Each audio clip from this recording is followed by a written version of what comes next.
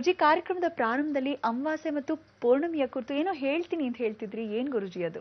ಈ ಅಮಾವಾಸ್ಯೆ ಪೌರ್ಣಿಮೆಯಲ್ಲಿ ಗುರು ಮುನಿಗಳನ್ನ, ಋಷಿ ಮುನಿಗಳನ್ನ ಸ್ಮರಣೆ ಮಾಡ್ಕೋಬೇಕು ಅಂತ ಬಹಳ ವಿಶೇಷವಾಗಿ ಹೇಳ್ತೀವಿ. ಪೌರ್ಣಿಮೆಯಲ್ಲಿ ಸಾಕ್ಷಾತ್ ನಾರಾಯಣ ಸ್ಮರಣೆ ಮಾಡ್ಕೋಬೇಕು, ಅಮಾವಾಸ್ಯೆಯಲ್ಲಿ ಶಿವ ಸ್ಮರಣೆ ಮಾಡ್ಕೋಬೇಕು. ಅಮಾವಾಸ್ಯೆಯಲ್ಲಿ ನಾವು ಲಕ್ಷ್ಮೀ ಸ್ಮರಣೆ ಮಾಡ್ಕೋಬೇಕು, ಪೌರ್ಣಿಮೆ ದಿವಸ ದುರ್ಗಾ ಸ್ಮರಣೆ ಮಾಡ್ಕೋಬೇಕು. ನೋಡಿ, ಈಶ್ವರನ ಹೆಂಡತಿನ ಪೌರ್ಣಿಮೆ ದಿವಸ ಸ್ಮರಣೆ ಮಾಡ್ಕೋಬೇಕಾದ್ರೆ ವಿಷ್ಣು ವಂಶಸ್ಥರು ಅಂತ ಕರಿತೀವಿ. ವಿಷ್ಣು ತಂಗಿಯಾಗಿರ್ತಕ್ಕಂಥವಳು ಯಾರೋ ಸಾಕ್ಷಾತ್ ದುರ್ಗಾ, ಅದಕ್ಕೆ ಅವರಿಬ್ಬರ ವಂಶಸ್ಥರನ್ನ ಪೌರ್ಣಿಮೆ ದಿವಸ ಸ್ಮರಣೆ ಮಾಡಬೇಕು. ಅಮಾವಾಸ್ಯೆ ಲಕ್ಷ್ಮಿ ಶ್ರೇಷ್ಠವಾಗಿರೋಳು, ಅವಳನ್ನ ಪರಮೇಶ್ವರನ ತಂಗಿಯಾಗಿರತಕ್ಕಂಥ ವಿಚಾರವನ್ನು ಸ್ಮರಣೆ ಮಾಡ್ಕೊಳ್ತಾ ಅವಳಿಗೆ ಯಾವ ರೀತಿ ಸ್ಮರಣೆ ಮಾಡ್ಕೋಬೇಕು? ನಾವುಗಳು ಅಮಾವಾಸ್ಯೆ ದಿವಸ ಪರಮೇಶ್ವರನ ಪೂಜೆ ಮಾಡಬೇಕು, ಅಭಿಷೇಕವನ್ನು ಮಾಡಿ ಲಕ್ಷ್ಮೀ ಪೂಜೆಯನ್ನು ಆಚರಿಸಬೇಕು. ಈ ರೀತಿ ಮಾಡಿದಾಗ ಬಹಳ ವಿಶೇಷವಾಗಿರ್ತಕ್ಕಂಥ ಶಕ್ತಿಗಳು ನಮ್ಮದಾಗತ್ತೆ. ಈ ಅಮಾವಾಸ್ಯೆ ಪೌರ್ಣಿಮೆಯಲ್ಲಿ ಬಹಳ ವಿಶೇಷ ಅಂದರೆ ಲಕ್ಷ್ಮೀ ಪೂಜೆ ಅಮಾವಾಸ್ಯದಂದು ಸಂಪೂರ್ಣವಾಗಿ ಮಾಡ್ತಕ್ಕಂಥ ವಿಧಾನ, ಅಂದರೆ ಯಾರು ಎಲ್ಲೂ ಯಾವ ಕಾರಣಕ್ಕೂ ಮಾಡಿಸದೇ ಇರತಕ್ಕಂಥ ವಿಧಾನ. ಇದನ್ನ ಸಂಕ್ಷಿಪ್ತವಾಗಿ ಅಲ್ಲ, ಮೊದಲಿಂದ ಮಾಡ್ಕೊಂಡ್ಬಂದಿರತಕ್ಕಂಥ ವಿಚಾರ ಏಕೈಕವಾಗಿ ಆದಿಶಂಕರಾಚಾರ್ಯರು. ಈ ಮೂಲ ಸ್ಥಾನದಲ್ಲಿ ಈ ರೀತಿಯಾದ ಕುಂಕುಮಾರ್ಚನೆ ಮಾಡಿಸಿರೋದು ಮೊದಲೇ ಆಗಿ ಭೂಮಿ ಮೇಲೆ ಅಂದರೆ ಸಂಪೂರ್ಣ ವರಮಹಾಲಕ್ಷ್ಮಿ ಮಹಾಸಂಸ್ಥಾನ ನಮ್ಮ ಮಾತ್ರ. ಅದಕ್ಕೆ ಆ ಸಂಸ್ಥಾನದ ಮುಖಾಂತರವಾಗಿ ಇದುವರ ತನಕ ಎಲ್ಲರೂ ಸುಮ್ಮನೆ ಕುಂಕುಮಾರ್ಚನೆ ಮಾಡಿಸ್ಬಿಡ್ತಾರೆ. ನಿಜವಾದ ಮೂಲ ಅರ್ಥವನ್ನು ಹೇಳಿ ಆ ಕುಂಕುಮಾರ್ಚನೆಯನ್ನು ಈ ರೀತಿಯಾಗಿ ಹೋಮವನ್ನು ಮಾಡಿ, ಆ ಹೋಮದ ನಂತರ ಈ ಕುಂಕುಮಾರ್ಚನೆ ಮಾಡಿ, ತದನಂತರ ಅವರು ಕೂತ್ಕೊಂಡು ಊಟವನ್ನು ಮಾಡಿ, ಊಟದ ನಂತರ ಲಕ್ಷ್ಮೀ ಸ್ವರೂಪವಾಗಿರ್ತಕ್ಕಂಥ ಎಲ್ಲ ಹೆಣ್ಣುಮಕ್ಕಳು ಹೊರಭಾಗದಲ್ಲಿ ಹೋಗಿ ಒಳಭಾಗದಲ್ಲಿ ಮತ್ತೆ ಪ್ರವೇಶ ಮಾಡೋ ಸಮಯದಲ್ಲಿ ಆರತಿಯನ್ನು ಮಾಡಿ ಲಕ್ಷ್ಮೀ ಪೂಜೆಯನ್ನು ಮಾಡಿ ಆ ಬಾಗಿನವನ್ನ ಅಥವಾ ಕುಂಕುಮವನ್ನ ಅಥವಾ ಬಳೆಯನ್ನು ಕೊಟ್ಟು ಆ ಹಣ್ಣು ಹಂಪಲಗಳನ್ನು ಕೊಟ್ಟು ಆಶೀರ್ವಾದ ಮಾಡಿ ತದನಂತರ ಮುಂದಕ್ಕೆ ಹೋದಾಗ ಪೂರ್ಣ ಫಲ ಆ ಲಕ್ಷ್ಮಿ ಸದ್ಬುದ್ಧಿ ಕತಕ ಅಂತ ಹೇಳ್ತೀವಿ. ಅಂದರೆ ಕತಕ ಅಂದರೆ ಏನು? ಜೀವನದಲ್ಲಿ ಪ್ರತಿಯೊಬ್ಬನಿಗೂ ಆ ಕತಕ ಅಂತಕ್ಕಂಥದ್ದು ಕಥೆಯಾಗಿ ಬಂದಿರತಕ್ಕಂಥ ಸಾರವೇ ಸಂಕ್ಷಿಪ್ತ ಮೂಲ ಅಂತ ಕರಿತೀವಿ. ಅಂದರೆ ಲಕ್ಷ್ಮಿ ಕಥೆಯನ್ನು ಹೇಳಿ ತದನಂತರ ಆ ಲಕ್ಷ್ಮಿ ಯಾರು ಅಂತ ಹೇಳಿ ತದನಂತರ ಲಕ್ಷ್ಮಿಗೆ ಏನು ಬೆಲೆ ಇದೆ ಅಂತ ಹೇಳಿ ಆಮೇಲೆ ಆ ಲಕ್ಷ್ಮಿ ಪೂಜೆಯನ್ನು ಮಾಡೋಕ್ಕೆ ಮೊದಲು ಸೌಭಾಗ್ಯವತಿ ದೇವಿ ಭವ, ಅಂದರೆ ಇವಳು ಅಹಂ ಲಕ್ಷ್ಮೀ ಚ ವಿದ್ಮಹೆ ಲಕ್ಷ್ಮೀ ಪೂಜಿತ, ನೀವು ಸ್ವಯಂ ಲಕ್ಷ್ಮಿ. ನೀವು ಪೂಜೆ ಮಾಡೋ ಸಮಯದಲ್ಲಿ ಎಷ್ಟು ಶುಚಿರ್ಭೂತವಾಗಿರ್ತೀರೋ, ನೀವು ಎಷ್ಟು ಚೆನ್ನಾಗಿ ಒಡವೆ ಹಾಕೊಂತೀರೋ, ಎಷ್ಟು ಚೆನ್ನಾಗಿ ಲಕ್ಷ್ಮೀ ಸ್ಮರಣೆಯನ್ನು ನೀವು ಮಾಡ್ಕೊಂತೀರೋ, ಆ ಲಕ್ಷ್ಮಿ ನಿತ್ಯ ಲಕ್ಷ್ಮಿಯಾಗ ಪೂಜೆ ಮಾಡಬೇಕು. ಆ ಲಕ್ಷ್ಮಿನ ಎತ್ಕೊಂಡು ಹೋದ ಮೇಲೆ 48 ದಿವಸಗಳ ಕಾಲ ಮುತ್ತುಗದೆಲೆಯಲ್ಲೇ ಇಟ್ಟು, ಅಂದರೆ ಯಾವ ಎಲೆ ಮೇಲೆ ಇಟ್ಟು ಪೂಜೆ ಮಾಡಿರ್ತೀರೋ ಅದೇ ರೀತಿಯಾಗಿ ಮನೆಗೆ ಹೋಗಿ ಆ ಎಲೆಯಲ್ಲೇ ಊಟವನ್ನು ಮಾಡಿ ತದನಂತರ ಆ ಮುತ್ತುಗದೆಲೆಯಲ್ಲಿ ಆ ಲಕ್ಷ್ಮಿಯನ್ನು ಇಟ್ಟು ಸಂಪೂರ್ಣವಾಗಿ ಪೂಜೆಯನ್ನು ಮಾಡತಕ್ಕಂಥದ್ದೇ ಅಮಾವಾಸ್ಯೆ ಪೂಜೆ. ಆಗ 48 ದಿವಸಗಳು ನೀವು ಗೃಹಿಣಿಯಾಗಿರೋರು ಮನೆಗೆ ಹೋಗಿ ಮುತ್ತುಗದೆಲೆಯಲ್ಲೇ ಊಟ ಮಾಡಬೇಕು.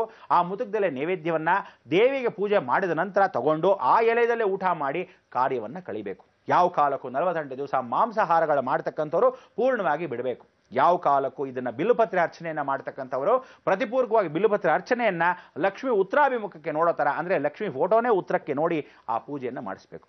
ಆಮೇಲೆ ಕನಕಾಂಬರವನ್ನು ಸಾಯಂಕಾಲ ಇಟ್ಟು ನಿಂಬೆಹಣ್ಣ ದೀಪವನ್ನು ಇಟ್ಟು ಆರತಿಯನ್ನು ಮಾಡಿ ಆ ಲಕ್ಷ್ಮಿಯನ್ನು ಶುಚಿರ್ಭೂತಪಡಿಸಿ ಪ್ರಾರ್ಥನೆಯನ್ನು ಮಾಡಿ ಕುಂಕುಮಾರ್ಚನೆ ಸಾಯಂಕಾಲ ಮತ್ತೆ ಮಾಡಬೇಕು. ಅಂದರೆ 2 ಹೊತ್ತು ಕುಂಕುಮಾರ್ಚನೆ ಮಾಡತಕ್ಕಂಥ ವಿಧಿ ನಿಯಮ ನಿಷ್ಠೆ ಆದಿಶಂಕರಾಚಾರ್ಯರು ಹೇಳಿರ್ತಕ್ಕಂಥದ್ದೇ ತ್ರಿಕಾಲ ಪೂಜೆ. ಆ ಮಧ್ಯಾಹ್ನಕ ಪೂಜೆವಾಗಿರ್ತಕ್ಕಂಥದ್ದು ಗೂಢಾನ್ನ ಪ್ರೀತಿ ಅಂತ.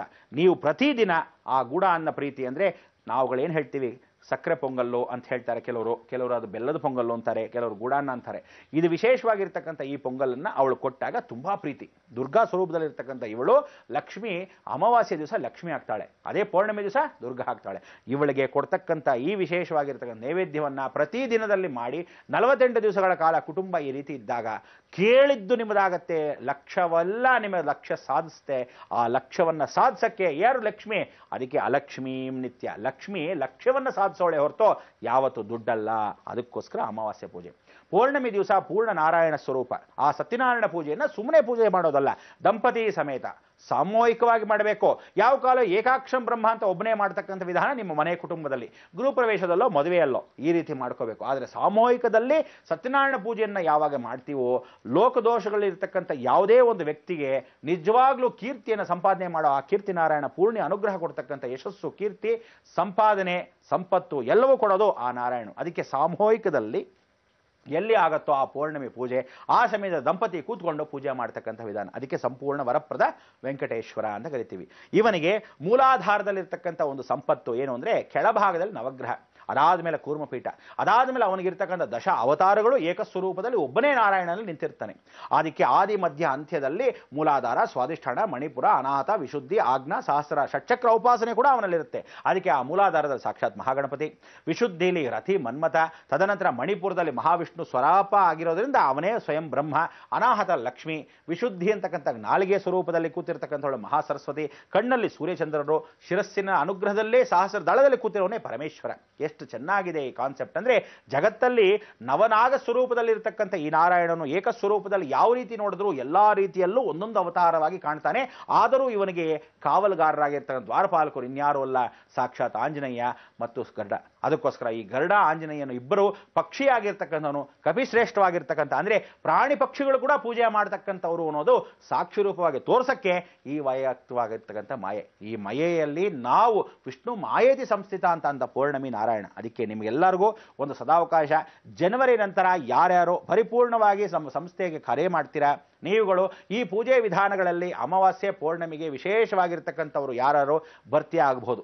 ಅದಕ್ಕೆ ಅವರವರಿಗೆ ಅವರವರ ಅವಕಾಶ. ಪ್ರತಿ ತಿಂಗಳಲ್ಲಿ ಒಂದು ಅಮಾವಾಸ್ಯೆ ಪೂಜೆಗೆ ಸಾಕ್ಷಾತ್ ಲಕ್ಷ್ಮಿ ಅನುಗ್ರಹ, ತದನಂತರ ಪೌರ್ಣಮಿ ಅನುಗ್ರಹ. ಇದು ರಹಸ್ಯದಲ್ಲೇ ಮಾಡಿರ್ತಕ್ಕಂಥ ಪೂಜಾ ವಿಧಾನಗಳು, ಯಾವುಗಳು ಯಾವ ಕಾಲಕ್ಕೂ ಭೂಮಿಯಲ್ಲಿ ಮಾಡಿಲ್ಲದೆ ಇರತಕ್ಕಂಥದ್ದು.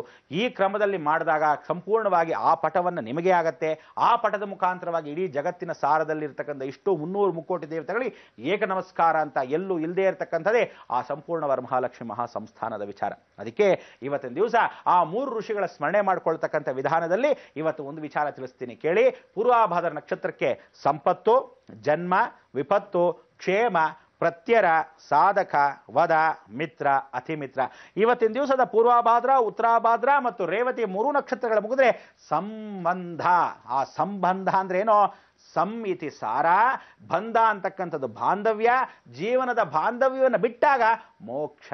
ಆ ಸಾರವೇ ಸಾಕ್ಷಾತ್ಕಾರ. ಆ ಜಗತ್ ಸಾಕ್ಷಾತ್ಕಾರ ಯಾರು ಅಲ್ಲ, ಪರಮೇಶ್ವರ ಲಯಕರ್ತನಾಗಿರ್ತಕ್ಕಂಥವನು. ಸಾಕ್ಷಾತ್ ಲಯಕರ್ತನಾಗಿರ್ತಕ್ಕಂಥ ಪೂಜೆ ಮಾಡೋರೆ ಆ ಕೈವಲ್ಯ ನಾರಾಯಣನು. ಅದಕ್ಕೆ ಶಿವಾಯ ವಿಷ್ಣು ರೂಪಾಯ ವಿಷ್ಣುವೇ ಶಿವರೂಪಾಯ ಸಾಕ್ಷಾತ್ ನಮೋ ಜಗನ್ಮಾತಾಯ ಸೇ ನಮಃ ಅಂತ ಹೇಳಿ ಆ ಜಗನ್ಮಾತೆ ಸ್ವರೂಪದಲ್ಲಿರ್ತಕ್ಕಂಥ ಇವರಿಬ್ಬರು ಏಕಸ್ವರೂಪವಾಗಿರ್ತಕ್ಕಂಥ ಮಕ್ಕಳು. ಅದಕ್ಕೆ ಬ್ರಹ್ಮವರ್ಚಸ್ಸಲ್ಲಿ ಶಿವ, ಎಡಭಾಗದಲ್ಲಿ ವಿಷ್ಣು ಮಾಯೇತಿ ಸಂಸ್ಥಿತ, ಎಡಭಾಗದಲ್ಲಿ ವಿಷ್ಣು ಪಿಂಗಳ. ಅದಕ್ಕೋಸ್ಕರ ಎರಡೂ ಸೇರಿದಾಗ ಆದಿಶಕ್ತಿ.